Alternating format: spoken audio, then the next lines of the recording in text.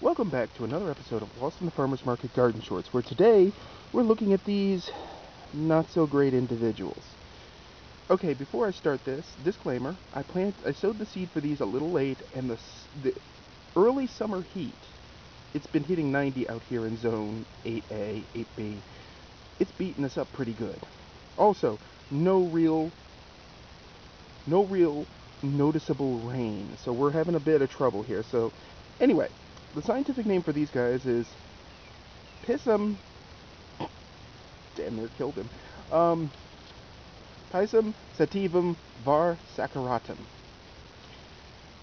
Or in the particular case, these are snow peas of the variety Snowbird, which you can usually get through the Burpee Seed Company. I've been saving seed from these for years, so it's a little bit of a different deal there. They are in the Fabaceae family, which has nothing to do with Fabio. Yeah, nothing. Yeah, that would be the pea family. It gets its name from the defunct genus Faba, which means bean in Latin / Greek. Originally, the grouping for these plants was Leguminosae, which sounds like a guy who probably played as a vampire. But anyway, that name also just refers to the fruit, i.e. the beans. So you will see in some literature legume, but it's now Fabaceae. Or Faba.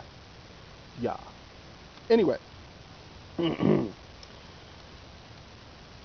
Pisum is a Latinization of the Greek word for pea. So that's where that comes from. It's all Greek to me, folks. Yeah, I made that joke one too many times, haven't I? Anyway, this particular variety is native to Southwest Asia. And normally it's not this crispy looking, but despite my attempts to irrigate, it's too damn hot. Anyway, so these things will grow in USDA zones 3 through 9 as an annual. The soil pH preference is 6 to 7.5, which in this case I did put down lime to sweeten it a little bit because it leans on the acidic side of the force. The exposure is full sun, which we've got, and it's cooking them on the vine, unfortunately. The height will be about 18 inches with individual plants, because you plant them in mass. This is not one plant. This is 30 or more plants. One individual plant might have a spread of perhaps 4 inches. Not much, really. But you group plant them in a line like this so they can grow up on these doodads, and up they go. These guys didn't get the memo. Now, they are also known as Chinese pea. Which sounds like a dirty joke waiting to happen now that I think about it, but no, it's not in the script. Anyway, snow pea is a misnomer.